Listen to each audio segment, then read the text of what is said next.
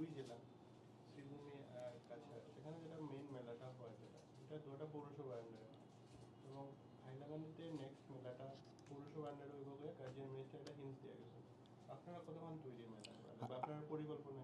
আগামী দিনে হাইলাকান্দিতে যে মেলাটা হইব এটা পৌরসভায় করব, এবং গার্জিয়ান মিনিস্টারে যেরকমভাবে নির্দেশ দিয়েছেন এটা বিষয় লিয়া ওই দিনের পরে গার্জিয়ান মিনিস্টারের সঙ্গে আলোচনা হয়েছে, বিশদভাবে বওয়া হয়েছে, এবং পৌরসভা এখন থেকে এটার প্রিপারেশন শুরু করছে কীরকমভাবে মেলাটা করা। এবং সেই বিষয় নিয়ে আমরা কিছুদিন আগে আমরা বোর্ড মিটিং হয়েছে, বোর্ড মিটিং এটা পাসও আমরা রয়েছে যে আগামী দিনে সর্বসম্মতিমধ্যে এটা গ্রহণ হয়েছে যে আগামী দিনে মেলা যেটা হইব এটা পৌরসভায় পরিচালনা করব, এবং পৌরসভার দ্বারাই এটা হইব। আগামী দিনে আমরা নাগরিক সভা করব, আমরা বিশিষ্ট যারা লিডিং সিটিজেন আছে তাদের লগে আলোচনা করব, সবের সাজেশন নিব, নিয়ে কীভাবে মেলাটাকে সুন্দর করা যায় এবং সবের মত নিয়ে কীভাবে করলে মেলাটা সুন্দর হইব।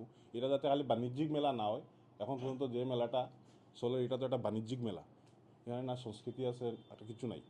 তো আমরা চাইমু এটার মধ্যে যাতে সব কিছু থাকে, যে মেলা পৌরসভায় করব এটার মধ্যে সংস্কৃতি থাকবো, কালচার থাকবো, সব ডিপার্টমেন্টের যাতে যে কাজগুলো আছে কাজগুলোর যাতে প্রদর্শনী হয়। একটা মেলাতে আইয়া যাতে মানুষ সর্ব কিছু দেখতে পারে, খালি বইয়া জলপরি দেখা আর ডান্স দেখার লেগে যাতে মেলাত না যায়, এই ধরনের কুরুচি কোনো জিনিস দেখার লেগে যাতে মেলাত না যায়।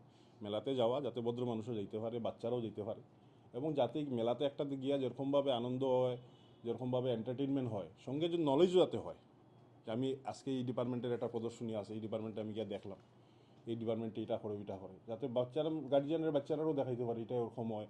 যারা সুন্দর হাতের কাজ করে তারা হাতের কাজ নিয়ে বসলো, তারা উৎসাহিত হইব, যারা আমরা গিয়া দেখবো তারা উৎসাহিত হইব। তো বাণিজ্যিক মেলা আগামী দিনে বন্ধ হইব, এবং সুন্দর পরিবেশ রাখার জন্য সুন্দর সাংস্কৃতিক এবং মেলা যেটা হয়, যেটা সুন্দর পরিবেশ হাইলাকান্দির নাম আরও উন্নত করবো, ভালো করবো, ওরকম একটা মেলা পৌরসভায় পরিচালনা হবে। মূলত নাম আছে রবীন্দ্র মেলা ও শিল্প প্রদর্শনী, কিন্তু শিল্প প্রদর্শনী তো এখন নাই হয়ে গেছে।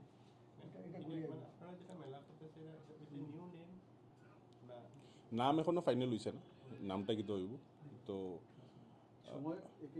সময় একই সময় হইব, নামটা আমরা পরে ঠিক করবো সবার সঙ্গে। আমি যেটা কইছি আমরা সব লিডিং সিটিজেন যারা আছে ওনাদের সাথে আলোচনা করবো, নাগরিক সভা করিয়া আমরা হাইলাকান্দি শহরের সবার সাথে আলোচনা করিয়া একটা সুন্দর নাম আমরা দিব, যদি এই নাম দিয়েই আমরা মেলা মেলা করি। মিডিয়াতে যেটা পাই এটাতে দেখা যায় যে মানুষের চার যে রবীন্দ্র মেলাটারই পৌরসভায় অধিগ্রহণ যদি শব্দটা ইউজ করতে পারি আমি, এটা পুরো আপনারা ব্যাপারটা হয়েছে রবীন্দ্র মেলাটারও পৌরসভার অধিগ্রহণ বিষয় না, মেলা তো হাইলাকান্দিতে একটাই হয়, মেলা হাইলাকান্দিতে একটাই হয়। তখন ব্যাপারটা হয়েছে এই মেলাটার নাম রবীন্দ্র মেলা, আগামী দিনে হাইলাকান্দিতে একটাই মেলা হইব। এটা এখন রবীন্দ্র মেলার নামে হইব না অন্য নামে হইব এটা আগামী দিনে সবার সাথে আলোচনা করি আমরা ঠিক করব, কিন্তু একটাই মেলা হইব আগামী দিনে, দুইটা মেলা হইতো না, এই বিষয়ে কনফার্ম। আর এটা পৌরসভায় পরিচালনা করবো এই মেলাটা, এটা নিশ্চিত। এবং এটা লইয়ে আমরা এই বিষয় নিয়ে আমরা আলোচনা করছি, আমরা প্রিপারেশন যেরকমভাবে নিতে লাগে সুন্দরভাবে মেলা করা ওরকম করা। কমিটির যে ব্যাপারটা আছে কমিটির ব্যাপার নিয়েও আমি একটু আগে যে কথাটা কইছি যে আলটিমেটলি আমরা নাগরিক সভা করিয়া সবার সাথে আলোচনা করিয়া বিশিষ্ট ব্যক্তিগণ বা যারা এই মানসিকতা আছে সুন্দর করে মেলা চলার, মেলা যারা আগে মেলার সাথে জড়িত বা অনেক এক্সপিরিয়েন্স আছে ওরকম মানুষদের সঙ্গে নিয়ে আমরা মেলা করব। হাইলাকান্দি পৌরসভা হাইলাকান্দি শহরের মানুষের, হাইলাকান্দি শহরের মানুষ যেরকমভাবে চাইব সেরকমভাবেই মেলা পরিচালনা হইব। বর্তমানে যে মেলা কমিটি আছে তারা দেখা গেছে প্রপার্টি প্রচুর আছে, যেমন রবীন্দ্র ভবন, রবীন্দ্র সরোবর, তারা প্রপার্টি ট্রাস্টের নামে প্রচুর একটা অর্থ আছে। এই অর্থটা এই সম্পত্তিটা কি এই সম্পত্তির হিসাব তো দিতে হবে। ফার্স্ট কথা হচ্ছে গিয়া এই যে মেলা যেটা হচ্ছে এই মেলার যে উপার্জন, এই উপার্জনের টাকা কোথায় যায় সেটার হিসাব দিতে হবে। এটা হাইলাকান্দির মানুষের টাকা সেটা, এবং সেই টাকাটা কোন কাজে ব্যবহৃত হচ্ছে সেটার হিসাব আমরা দিতে হবে।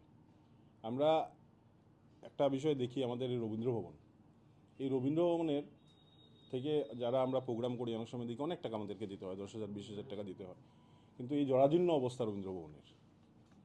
তো এই যে মেলার টাকাগুলো, এতগুলো টাকা যে মেলার থেকে বেরোয়, এই টাকাগুলো কোথায় যায়, কার পকেটে যায়, কোন কাজে পুকুরের টেন্ডার হয়, কোন কাজে ইউজ হয়, সেগুলো হিসাব আগামী দিনে দিতে হবে, এবং মেলা কমিটিকে হিসাব দিতে হবে, এবং এই হিসাব আমরা মেলা কমিটির কাছ থেকে নেব এই পয়সাগুলো কোথায় খরচ হয়।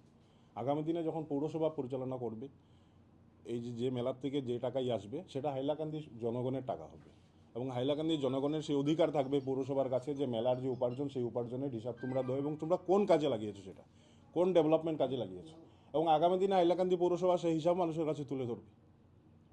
কিন্তু এখন একটা রহস্যময় বিষয় হচ্ছে একটা বাণিজ্যিক মেলা আমরা খুললাম, আমরা জলপুরি আনলাম, আমরা ডিস্কো ড্যান্সার আনলাম, অশ্লীল নাচলাম, লাখ লাখ টাকা আমরা কামালাম, তারপরেই টাকার কোনো হিসাব নেই। এই টাকাটা কোথায় গেল? আগামী দিনে হাইলাকান্দি যাতে সুস্থ পরিবেশ থাকে, সুস্থ মানসিকতা থাকে, নোংরামি যাতে বন্ধ হয়, সেদিকে আমরা অগ্রসর হচ্ছি।